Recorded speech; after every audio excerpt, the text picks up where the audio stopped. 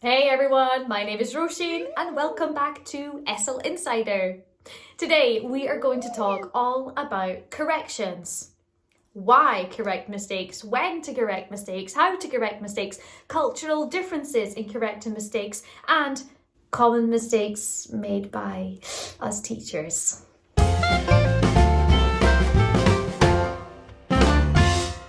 So let's get stuck in. Number 1, why correct mistakes? Making mistakes is a huge part of the learning process and nothing to be ashamed about. Mistakes come in many shapes and forms, from pronunciation, intonation, grammar, spelling, you name it, there is a mistake to be made. But did you know there is a difference between a mistake and an error? A mistake is when we accidentally say or do something. We know the correct way to do it, but we had a slip up. Usually, students will self-correct their own mistakes, which is awesome. An error, on the other hand, can be a sign that your student hasn't quite understood something, or perhaps has picked up a bad mistake that's gone unnoticed. But today we are going to talk about both. It's important as teachers to highlight these mistakes and errors during the class to allow our students to get the most out of their lessons. Show them that making mistakes is normal and it reinforces good learning habits. Number 2, when to correct mistakes. Say we are following a PPP lesson plan. If you don't know what that is, we have a video about it. So usually we monitor mistakes throughout the presentation part. We make sure everyone has it right from the very beginning. For example, Tony, what's this? Train. Yes, very good. Tony, what's this? Car. Car. Car. Yes, much better, Tony. Then we make gentle corrections throughout the practice stage. You can use good old concept checking questions to ensure all your students understand the target language. Tony, is this a train? Train? No, it is a car. Well done, Tony. Is this a plane? Yes. Plane? No, it's a woo-woo train. And finally, during the production stage, we limit corrections to give our students a real chance to gel with the target language and to give them a feeling of independence. However, as the teacher, you can take notes throughout this stage and review any common mistakes at the end of the lesson or even in the next class. Number 3, how to correct mistakes. Use your body language. Point behind you to remind a student to use the past tense. For example, yesterday I have English class. Yesterday I had English class. Dee-dee.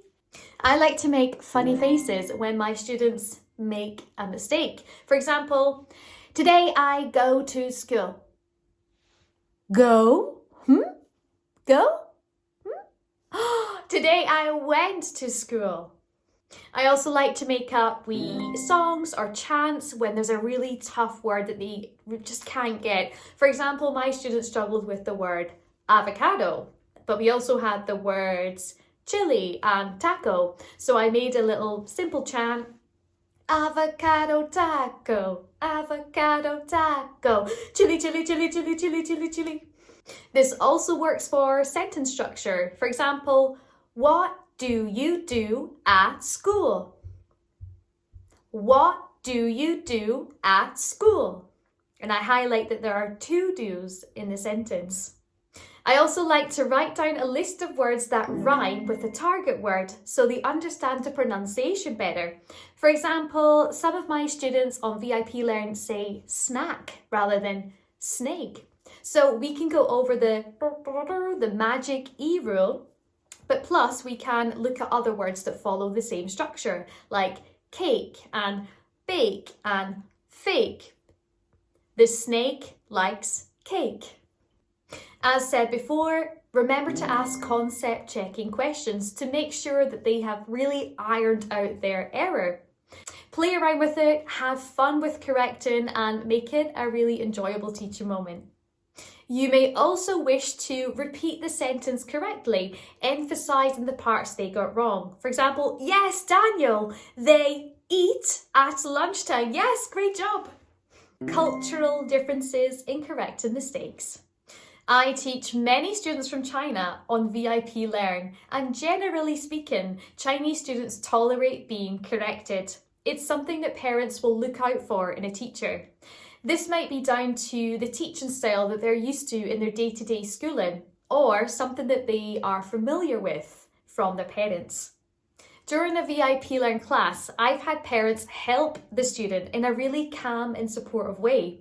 You might have parents correcting your students' mistakes and interrupting the lesson, but you can simply say, "Thank you, Mom, thank you very much, but now it's Jimmy's turn." Number 4, common mistakes teachers make. Again, do not correct every single mistake. Not only, as mentioned before, will it disrupt the flow of your lesson, but it can really knock a student's confidence. You want your student to feel as comfortable as possible in the classroom so they feel confident enough to express themselves. Never ever get angry at a student. Never ever ever. For example, "James, this is a train! Train, I've told you several times!" Oh, it's just wrong, right? Don't let repetitive mistakes slip.